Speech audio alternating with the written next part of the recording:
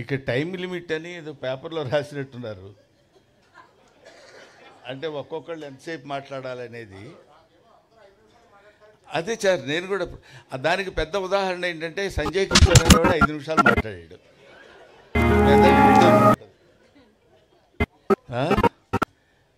సరే ఏమైనా అయ్యో సంజయ్ కిషోర్ గారి గురించి జయసుధ్ గారు చెప్పడం మర్చిపోయారంట. దా లేదు కదా, పోన్లేమ్మ. తర్వాత 5 నిమిషాలు మీరు అందరం వెళ్ళిపోయేటప్పుడైనా మాట్లాడలేదు. అతను ఉంటాడు, అతను చాలా చాలా తెలివిగా మాట్లాడాడు సంజయ్ కిషోర్ అనేవాడు. తర్వాత ఆయన గురించి ఎవరైనా మర్చిపోతారేమో అన్నీ చెప్పేసుకున్నాడు. పాపం మురళీమోహన్ గారు ఏదో అన్నారంట, అది నేనే చెప్తాను ఆయన మర్చిపోతాడేమో అంటే, కాదు కాదు నేను చెప్తాలే, నాకు వదిలేయబోయా అదే అన్నాడు ఆయన. ఏమైనా ముందుగా పద్మవిభూషణుడు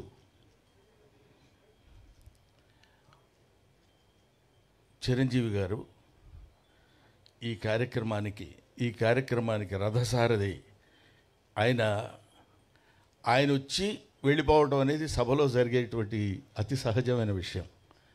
ఆయన వెన్నెముకగా ఉండి మాబోటి వాళ్ళకి ఫోన్లు చేసి ఈ కార్యక్రమానికి మీరు రావాలని చెప్పడం అనేది, సావిత్రి గారు చచ్చిపోయారని ఎవరండి అనేది, ఇంతకంటే సావిత్రి గారు బతుకున్నారని చెప్పడానికి వేరే ఉదాహరణ కావాలా? ఆ సావిత్రి గారు, ఎందుకంటే సావిత్రి గారి సినిమాల గురించి అందరూ చెప్పగలరు. సావిత్రి గారిని ఒక ఫిలసాఫికల్ లైన్లో తీసుకెళ్లాలనే అభిప్రాయం నాకు కలిగింది. సావిత్రి గారు ఎంతమంది కళాకారులు ఉన్నారు? సావిత్రి గారి కూతురు చాముండేశ్వరి గారు, చిరంజీవి గారి భార్య సురేఖ గారు, వీళ్ళిద్దరూ స్నేహితులవ్వటం ఏమిటి? ఈ పుస్తకాన్ని రచించినటువంటి సంజయ్ కిషోర్ ఈ పుస్తక ఆవిష్కరణ చేయాలనేటువంటి ఆలోచన కలిగినప్పుడు ఆవిడ ఎవరి దగ్గరికైనా వెళ్ళి అడిగితే ఎవరైనా చేయొచ్చు. చిరంజీవి గారి దగ్గరికే వెళ్ళాలని ఎందుకు అనుకున్నారో మనకి తెలియదు. వెళ్ళినప్పుడు నేను చాలా కొంచెం హెక్టిక్గా ఉందండి అనేటువంటి ఆలోచన లేకుండా వెంటనే ఎస్ అని ఎందుకు చెప్పాలి అనుకున్నారు? వీటన్నిటికీ వెనకాలుండి నడిపించినటువంటి ఒక అదృశ్య శక్తి, అదే సావిత్రమ్మ ఆత్మ.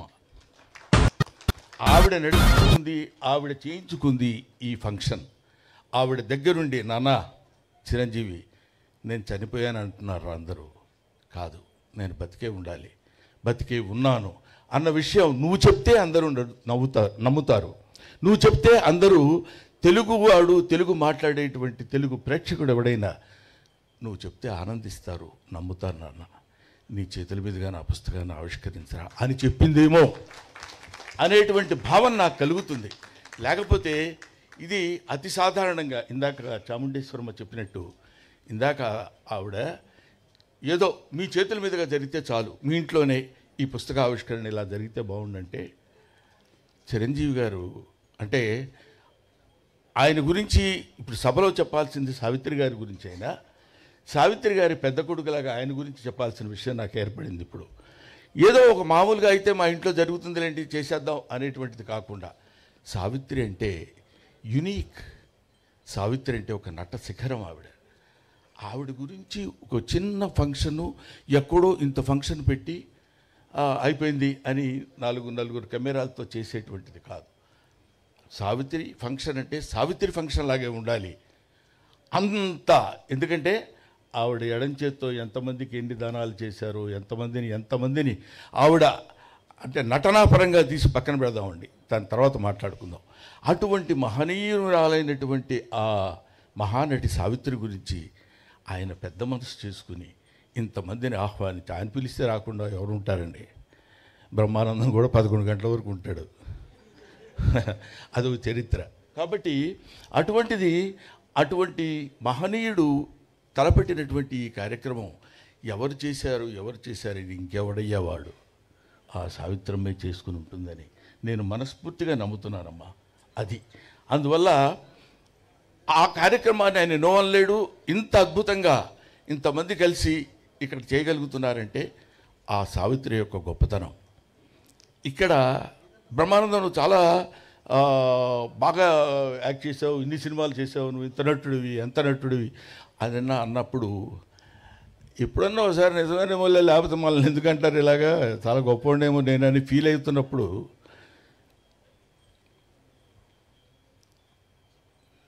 అది ఆవిడ నటించేటువంటి సినిమాలు ఏదైనా ఒక్క సినిమా అంతా కూడా కాదు, ఒక సీన్ అంతా కూడా కాదు, ఒక ఎక్స్ప్రెషను. ఇందాక పరుచూరి గారు చెప్పినట్టు ఒక ఎక్స్ప్రెషను. డాక్టర్ చక్రవర్తిలో ఒక పాట ఉంటుంది. ఆ పాటలో అమ్మ నటించినటువంటి విధానం చూస్తే ఒక్క సెకండ్లో అంత రొమాంటిక్గా నీవు ఆ పాట ఏంటి, నీవు లేక వీణ నిలువు లేక వీణ పలుకలేనన్నది, నీవు రాదా నిలువలేనన్నది. ఆ పాట ఒకసారి దయచేసి మీ అందరికీ చేతులెత్తి నమస్కారం చేసి చెప్తున్నాను, గూగుల్లో కొడితే వస్తుంది, పాట చూడండి. ఇప్పుడు మేము మహానటులం, మేము చాలా గొప్పవాళ్ళమని బోర్డులు పెట్టుకునే వాళ్ళందరూ ఆ పాట ఒక్కసారి చూస్తే కనువిప్పు కలిగి వాళ్ళల్లో ఉన్నటువంటి నట అహంభావం మొత్తం దద్దలిపోయి పగిలిపోయి ముక్కలైపోయి ఆ తల్లికి చేతులెత్తి నమస్కరించాలనిపిస్తుంది. అది ఆవిడే ఎంతటి గొప్ప నటి అని చెప్పడానికి, అయ్యో ఆవిడ చూడలేకపోయామన్న బాధ కంటే ఇలా చూస్తున్నప్పుడు ఇలా చేయాలా, ఇలా చేస్తే ఇది కదా నటన, ఇది కదా యాక్టింగ్ అని చెప్పినప్పుడు నేను కొంచెం తెలుగు చదువుకున్నవాడు కాబట్టి తెలుగు మాస్టర్గా ఒక విషయం చెప్పాలి. బంబెర పోతన అంటాడు, అంబ నవాంబుజోజ్వల కరాంబుజ శారద చంద్ర చంద్రికాగడంబర చారుమూర్తి ప్రకట స్ఫుట భూషణ రతన దీపికా చుంబిత దిగ్విభాగ శృతి సూక్త వివిక్త నిజ ప్రభావ భవాంబర వీధి విస్తృత విహారిణి నన్ను కృపదూడు భారతి అని కోరుకుంటాడు. ఎవరు? బంబెర పోతన సరస్వతీదేవిని. మన నటీనటులు నటీమణులు నటులందరూ కోరుకోవాల్సింది ఏంటంటే భావాంబర వీధి విస్తృత విహారిణి కాదు, నటనాంబర వీధి విస్తృత విహారిణి సావిత్రి నన్ను కృపదూడు భారతి అని నమస్కరించి ఎక్కడో శిఖరాగ్రం మీద కొన్ని వేల మెట్ల మీద కూర్చున్నటువంటి ఆ మహోన్నతమైనటువంటి నటిని ఎక్కటానికి ముందుగా మొదట కనిపించేటువంటి ఆ ప్రథమమైనటువంటి సోపానానికి నమస్కరించుకుని వెళ్ళాలి. అది ఆవిడ సావిత్రి గారు ఎంత గొప్ప నటి అని చెప్పడానికి ప్రతి వాళ్ళు మనం ఎన్ని చెప్పినా ఒక్కొక్క చూపు. పాండవ వనవాసంలో దిక్ బానిసల కింద అహంభావమా దుశ్శాసన తోడ్కొని రమ్మా బంధకిని అని ఎస్వి రంగారావు గారు గద్దించి అడిగినప్పుడు మిక్కిలేని రాధాకృష్ణమూర్తి గారు తీసుకొచ్చేసి ఆవిడ అక్కడ నిండు సభలో పడుకోబెట్టినప్పుడు ఆ తర్వాత ఎంతమంది ద్రౌపదిలకు వేశారో తెలియదు కానండి, కృపాచార్యుడిని ఎలా చూడాలో అలా చూస్తుంది, ద్రోణాచార్యుడిని ఎలా చూడాలో అలా చూస్తుంది, దుర్యోధనుడిని ఎలా చూడాలో అలా చూస్తుంది, దుశ్శాసనుడిని ఎలా చూడాలో అలా చూస్తుంది, కృపాచార్యుడిని ఎలా చూడాలో ఒక్కొక్క చూపులో ఒక్కొక్క వైవిధ్యాన్ని కనపడేటట్టు చూసి ఈవిడేనా ద్రౌపది, నిజంగా ద్రౌపది ఈవిడేనేమో అనే భావన కలిగించేటువంటి శక్తి సత్తా ఉన్నటువంటి మహానటి. ఆవిడ గురించి మాట్లాడుకోవటానికి ఇంతకంటే ఇంకేం కావాలి? ఆవిడ గురించి మాట్లాడుకునేటువంటి అవకాశం మనకు కలగడం, ఆవిడ గురించి తరించేటువంటి భాగ్యాన్ని నాకు కలుగజేసిన చిరంజీవి గారికి నా హృదయపూర్వకమైన నమస్కారాలు తెలియజేస్తున్నాను. ఎస్వి రంగారావు గారు ఇందాక ఆయన చెప్పినట్టు ఎస్వి రంగారావు గారితో పోటీ పడి నటించడం అంటే మామూలు విషయం కాదు. ఎస్వి రంగారావు 6 అడుగుల ఆజానుబాహుడు. ఆయన ఎక్కడ మన ఇది జకర్తా కాదండి, ఎస్వి రంగ కీచకుడుగా నర్తనశాలలో చేస్తున్నప్పుడు మధుర తీసుకొని రమ్మని పంపిస్తుంది చెల్లెలు. సైరంధ్రి తమ్ముడికి మధుర తీసుకెళ్ళి ఇచ్చిరా అంటుంది. అక్కడ ఒక సందిగ్ధంలో ఉన్నటువంటి చిన్న ఎక్స్ప్రెషన్, వెళ్ళాలా వాడంత దుర్మార్గుడో తెలుసు కదా అన్నప్పుడు ఇద్దరు అలాగా 2 కొదమ సింహాలు పోటీ పడ్డట్టు ఉంటాయి. ఒక ఆడసింహం, ఒక మగసింహం. ఏయ్ చెయ్యి నువ్వు ఎంత చేస్తావు, నేను చూడు ఎంత చేస్తాను అని 2 పోటీ పడి నటించినట్టు అనిపిస్తుంది.